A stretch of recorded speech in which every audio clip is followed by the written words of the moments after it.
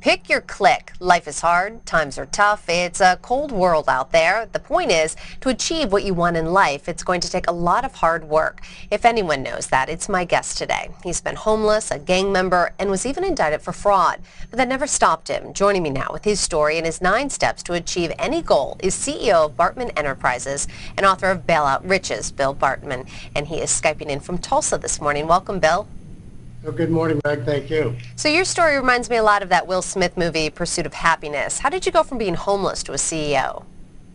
It wasn't quite as easy as Will Smith made it look, although I admire that movie. That movie is a great inspiration for all of us. In my case, it was the old-fashioned way. Literally, I was a high school dropout. I had spent 5.5 years in high school without graduating. I was an alcoholic when I was 17 years old, and I was a member of a street gang. And fortunately for me, and maybe it's so timely because we're talking about Valentine's Day yesterday, Kathy, my wife now of 36 years, came into my life when I was 14 and she was 11.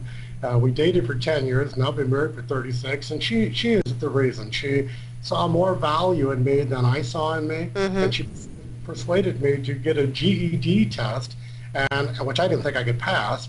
And with her coaching, I took the GED test, passed, found a way to get into college on probation, stayed on probation for 4 years, graduated on probation, finally got into law school, flunked out, got back into law school, stayed on probation for 2.5 years, and then finally graduated. So my path was a little more tortuous than was Will Smith's. Amazing. You just didn't let anything get in your way. You've got some great tips that help us achieve any goal, you say. And first up is to make sure your goal is your own. How do you approach this?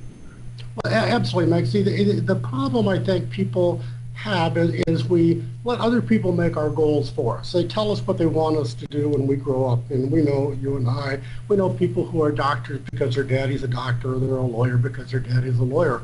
Well, we should be what it is we want to be. So the very first step of deciding what you want out of life is making sure that what you want is really what you want and not trying to satisfy someone else.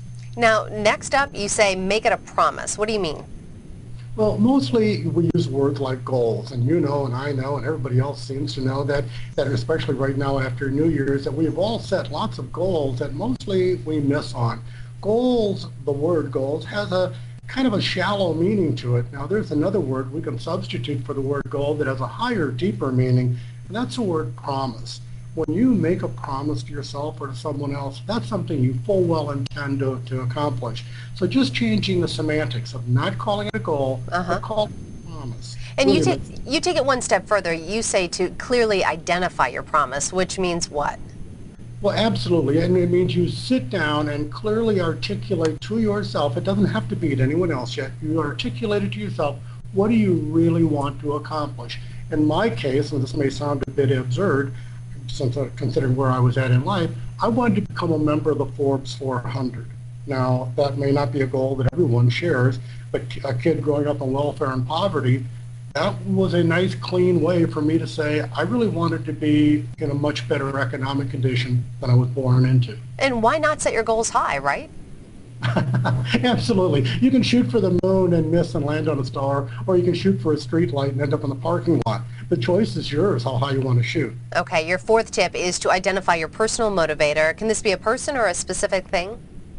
Well, you know, what I'm speaking of there when I say identify a personal motivator, Meg, there are, we all know what it's like to have a cheerleader. We all know what it's like to have somebody who's rooting for us. But we also all know what it's like when we have people who aren't supporting us. And therefore, you can have a positive motivator or a negative motivator. And a positive motivator would be, in my case, my wife or my children. They are always on my side. But my negative motivators are the people who tell me I can't. They tell me I'm too short, too tall, too fat, too skinny, too this, too that. They're the ones that laugh at us when we come up with great ideas. Well, I write their name on a 5x7 index card and I carry them with me. And then when I really need motivation, I just look at their name on that card, and that gives me all kinds of motivation. Right. You don't need any of that negative reinforcement anywhere near you. Let's move on to your next tip, and that is to achieve any goal, and that is to review your plan a lot. And why does this help so much? Well, it is so important psychologically that we believe ourselves that this goal is achievable. And the way to convince our mind and our subconscious is this constant repetition of looking at it. So I encourage my students to write their goal, their aspiration, their promise on a very small card and carry it with them and look at it regularly on a daily basis if they can. And what it does is send a subconscious signal to their brain that they really do want this. Oh, and there'll be days when they challenge it, but mostly it's reinforcing that one simple thing, that this is indeed what it is they're really after in life. Okay, I like this next tip, Bill, because you say to keep reinforcing that you will achieve it. And how important is self-confidence in this overall plan? Oh, it is absolutely crucial. We all know what it's like to hear that negative voice inside our head where we're expressing self-doubt, we're expressing uncertainty, we're telling ourselves we're not sure we can do something, and sometimes we even hear an external voice tell us we can't do things. Well, the reciprocal of that, the opposite. In the law of nature, there's for every action there's an equal and opposite reaction. For every positive there's a negative. We should then instill a positive voice inside our own head that tells us we can do these things. Right. It's not lying to yourself. It's just reinforcing your own positives. And this next tip is really good, because I think people can be insecure about telling other people about your promise, but you say this really helps. Oh, it does. And the more you tell others how it is you plan on succeeding, a couple of three things happen every time you share it with someone else. One, if these are people who are positive in your life, they are anxious to help you, but couldn't until they found out what it is you wanted to go do. We can't expect them to have ESP. And the second group are the people that will laugh and jeer us and say that's silly or that's stupid or who do you think you are. Those are the people we write on those 5x7 index Right. cards and let them be a motivator for us. Okay, and your final step to achieve any goal is to visualize the final result. And how do you do this? Oh, this is crucial. This is absolutely powerful. You have to be able to see yourself in that moment. You have to be able to look out and believe inside your own head that you could achieve that.